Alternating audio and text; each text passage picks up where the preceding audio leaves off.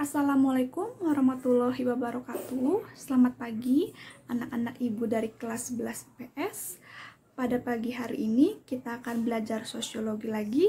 Tapi sebelum kita belajar, ada baiknya kita berdoa terlebih dahulu sesuai dengan kepercayaan dan keyakinan kita masing-masing. Berdoa dimulai.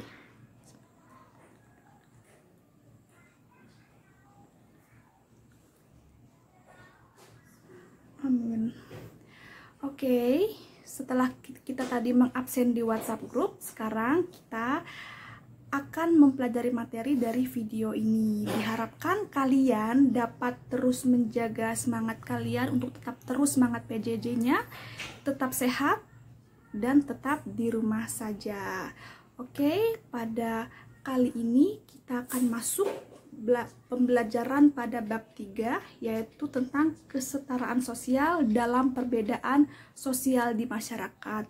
Setelah kemarin kita belajar tentang masalah sosial dan kelompok sosial, maka sekarang kita akan belajar tentang kesetaraan sosial dalam perbedaan sosial di masyarakat. Nah, untuk lebih jelasnya, kalian silahkan simak PowerPoint yang sudah Ibu buat, dan semoga kalian dapat memahami materi pada hari ini. Oke, silakan disimak PowerPoint-nya. Nah, oke. Sekarang kita mulai masuk materi bab 3, yaitu kesetaraan dalam perbedaan sosial di masyarakat. Oke, kita mulai. Ini ada kompetensi intinya. Yang pertama, kalian diharapkan dapat menghayati dan mengamalkan ajaran agama yang kalian anut. Yang kedua, kalian diharapkan dapat berperilaku jujur, disiplin, tanggung jawab, peduli, dan lain-lain. Yang ketiga, kalian diharapkan dapat memahami materi pengetahuan faktual dalam bab ini. Dan yang keempat, kalian diharapkan dapat mengolah, menalar, dan menyaji dalam ranah konkret dan ranah abstrak terkait pengembangan yang dipelajari di materi ini. Nah, ini ada kompetensi dasarnya. Yang pertama, kalian diharapkan dapat memahami penerapan prinsip-prinsip kesetaraan dalam perbedaan sosial di masyarakat untuk menciptakan kehidupan harmonis dalam masyarakat. Dan yang keempat, kalian diharapkan dapat merumuskan strategi dalam menciptakan kehidupan yang harmonis dalam masyarakat berdasar prinsip-prinsip kesetaraan.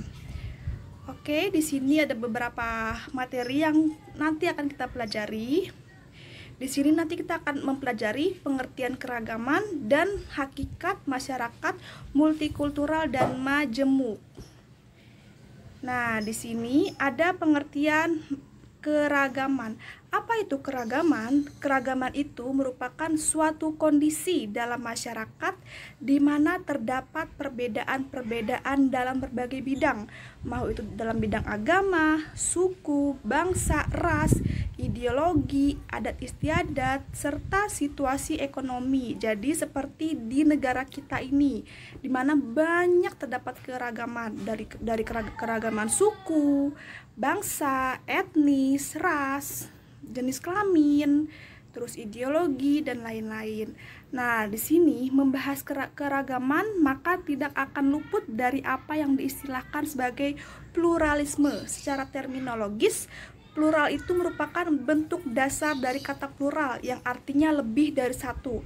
Sedangkan pluralisme ialah keadaan masyarakat yang majemuk berkaitan dengan sistem sosial dan sistem politik. Jadi plural ini lebih ke dalam keragaman dalam bidang sistem sosial dan sistem politik. Sistem sosialnya seperti tadi, suku, bangsa, ras, sedangkan politik itu terdiri dari berbagai ideologi politik. Nah, namanya itu pluralisme, sama dengan keberagaman.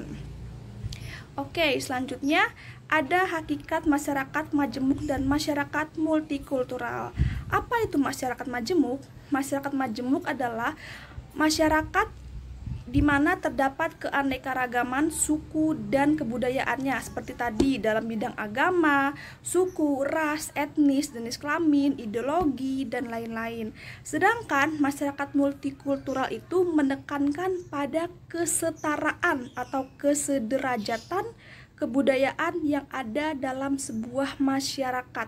Jadi Kalau di dalam masyarakat majemuk itu beragam semuanya dari bidang agama, suku, dan lain-lain. Sedangkan di dalam masyarakat multikultural itu sudah ada toleransi, di mana kebudayaan-kebudayaan yang tadi itu sama derajatnya. Jadi nggak ada yang lebih tinggi, nggak ada yang lebih rendah. Jadi di sini masyarakat itu sudah dapat menjunjung toleransi. Masyarakat majemuk belum tentu jadi masyarakat multikultural. Oke, gitu ya. Jadi ada dua pengertian.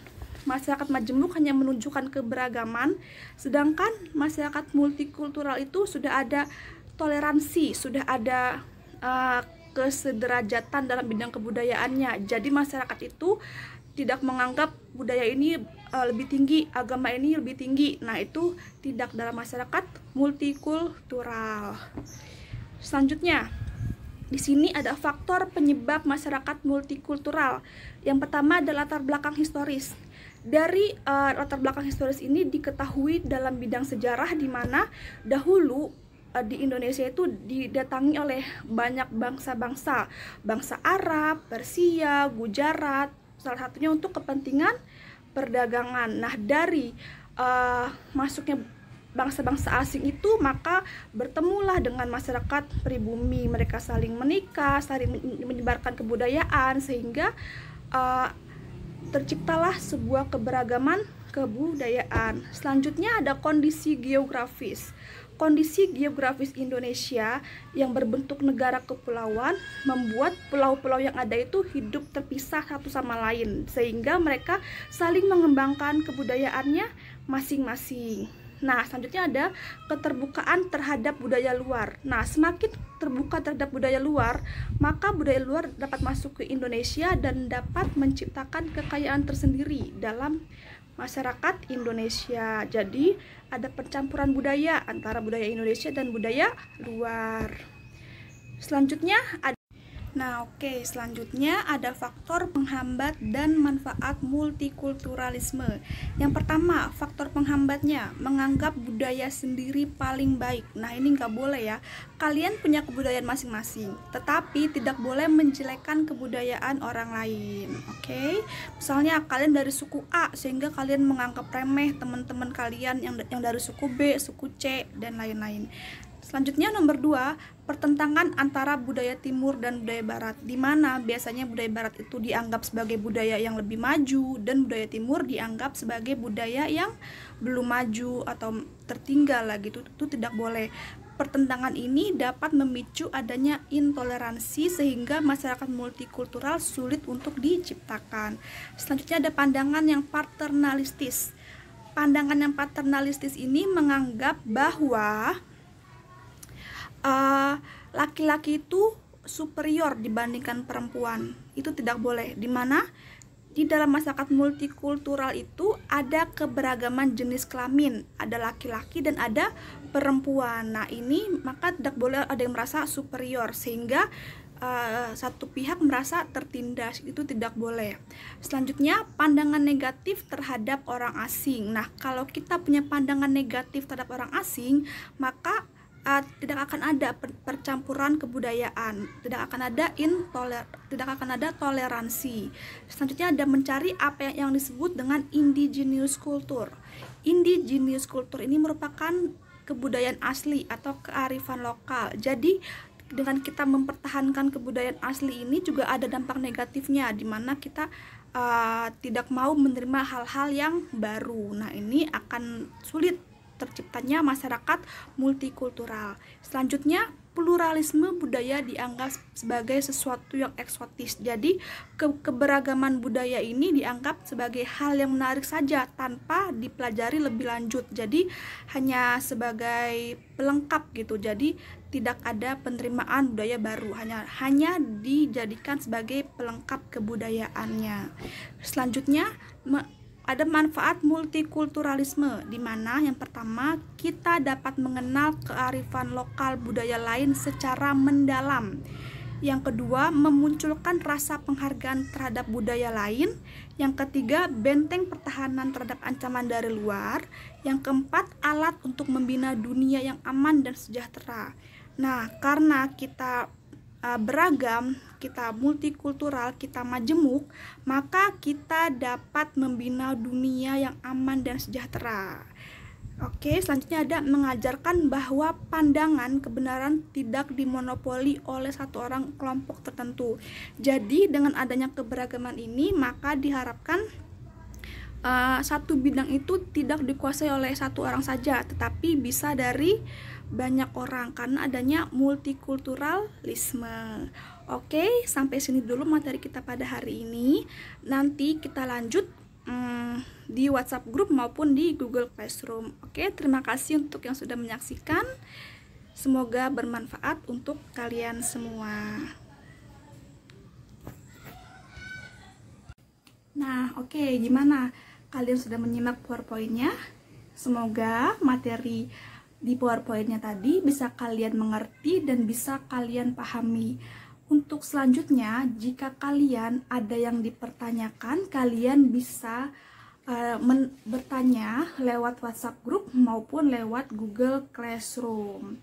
Oke, sekarang kalian manfaatkan waktu untuk bertanya karena setelah ini akan ada penugasan, yaitu dalam bentuk perbedaan masyarakat multikultural dan masyarakat majemuk. Jadi diharapkan kalian aktif tanya jawab karena nanti akan ada nilai plusnya. Jadi nggak rugi kalian bertanya, kalian dapat ilmu dan juga kalian dapat nilai plus. Oke, cukup sekian dulu pembelajaran kita pada hari ini. Untuk kurang lebihnya Ibu mohon maaf.